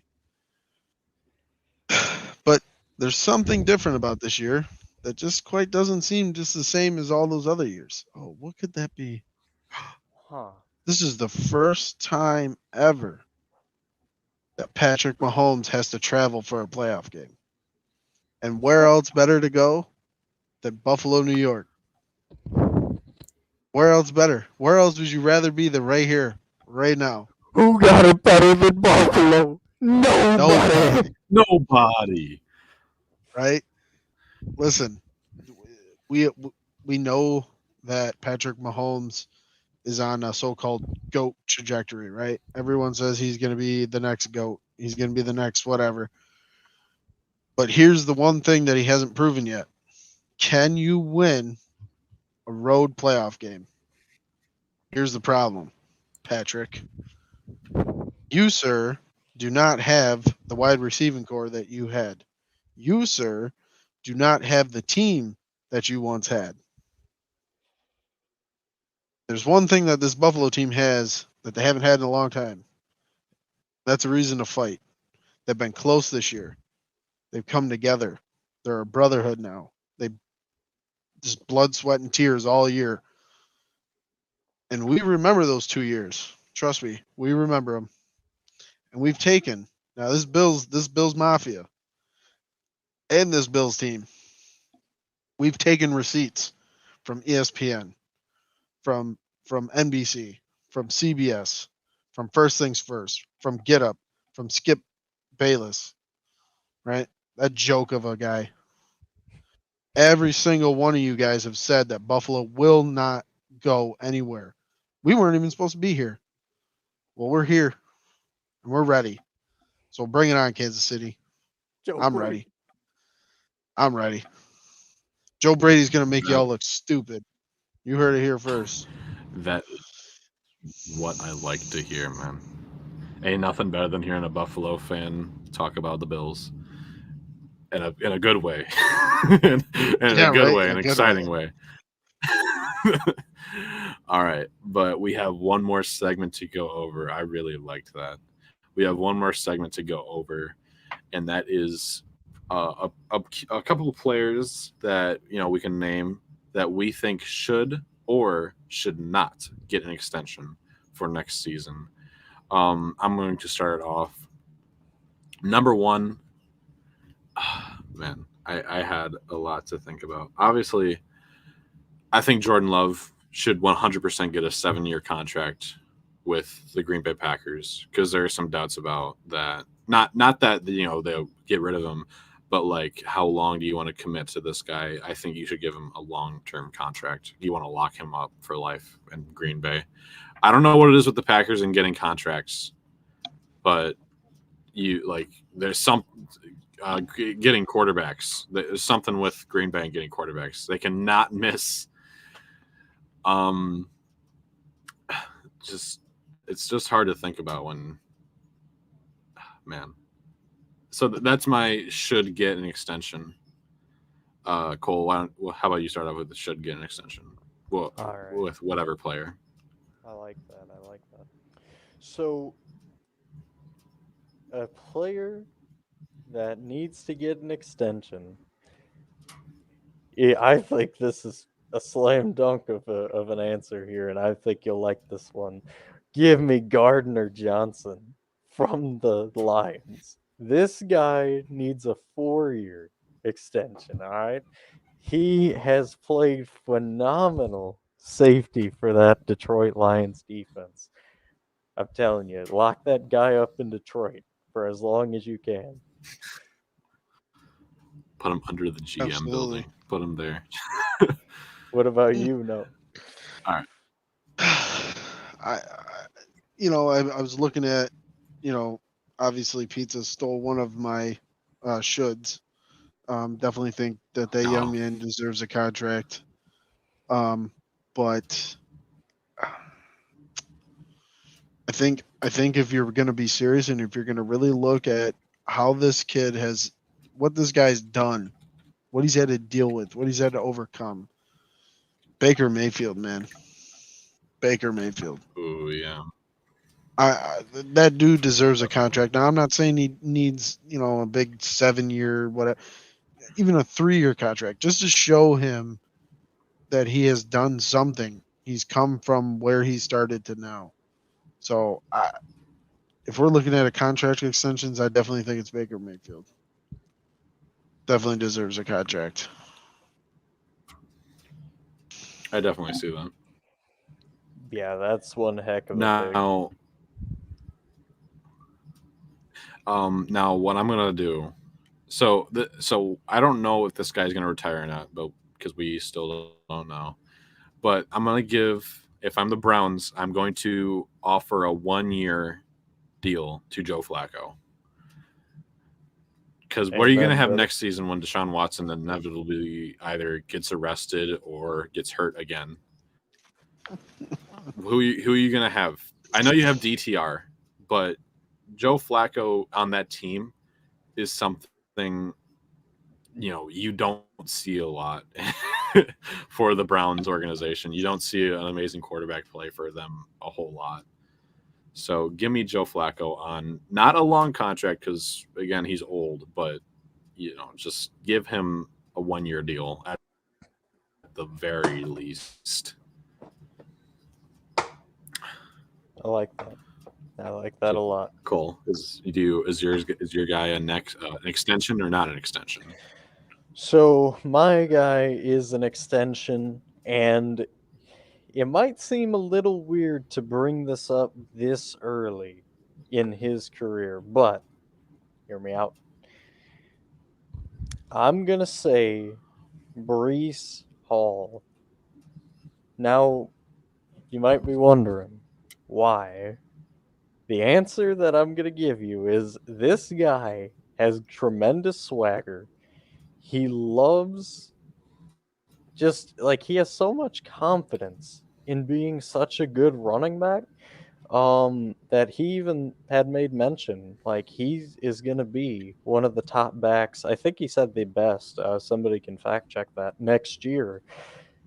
I'm telling you, this guy, he's got the talent, he's got the skill, he's got everything, and his mind seems to be in the right spot. If I'm New York, I am going, what money do you want? And how long do you want this contract? I know it's a risky move for running backs. This guy is quite the talent. I think he's worth it.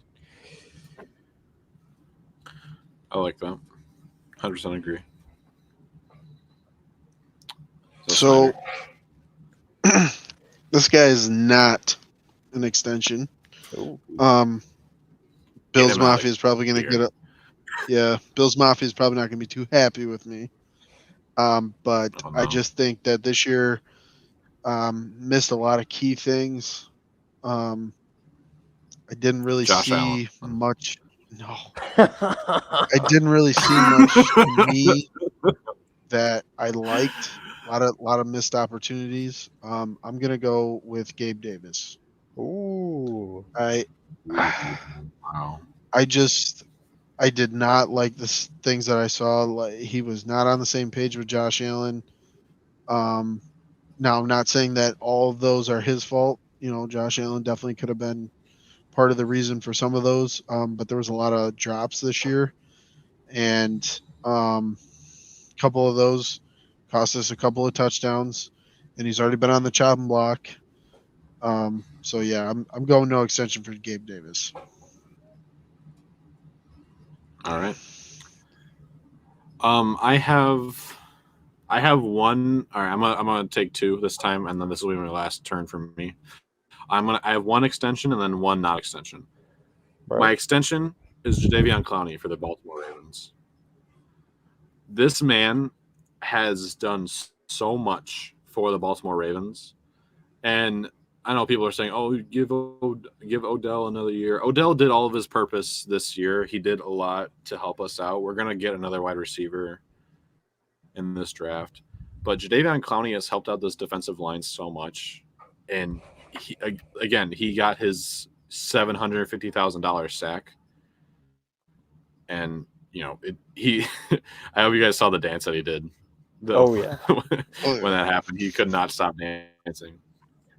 And I just love that guy. He's done so much help for us on the defense. And then my contract takeaway, my not extension is Dak Prescott. Get him out of Dallas. Get the Dallas Cowgirls a different quarterback. I know they're not going to be able to get a new one, but trade him to the Bears. You know how much the Bears would get? The Bears would definitely give their number one overall pick for Dak Prescott because they're brain dead. Anyway,